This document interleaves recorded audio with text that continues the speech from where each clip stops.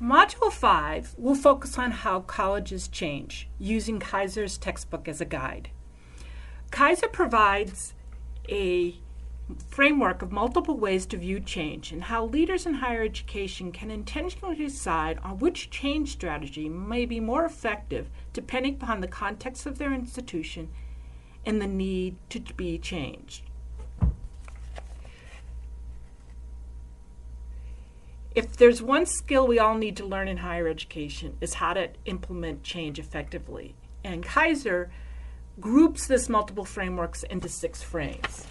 The first one is the scientific management, which really comes from the positive perspective you studied.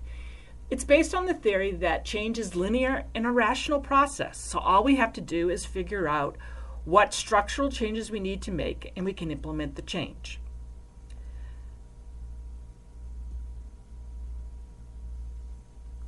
The second is an evolutionary change. This perspective looks at organizations like they're organisms, living organisms that change and react to their environment. So it's really a reactive way of looking at change in higher education.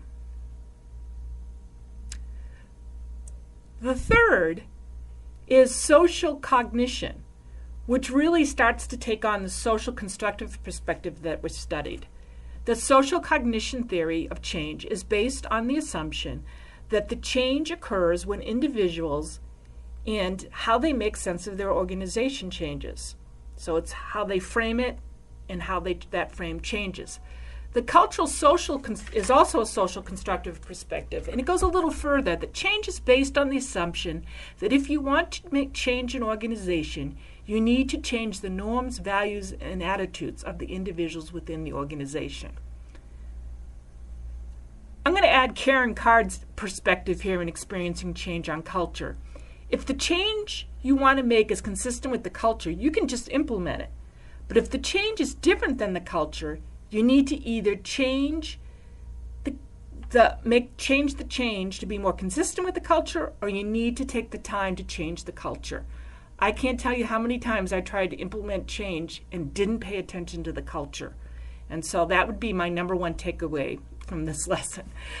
The political frame, similar to what you've studied, is change is based on the assumption that change occurs as individuals negotiate their differences of interest in their agenda. The sixth and final one is an institutional neo-institutional, really comes from the postmodern perspective, where institutional theory assumes that organizations are regulated by rules established by larger organizations such as governments or states.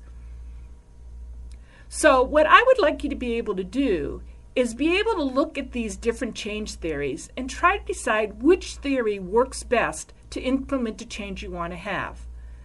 So in your research papers that are due in early April, I want you to be able to choose which type of change and write about it and how you think that change would help you in implementing the recommendations you have for solving the problem or issue you're addressing.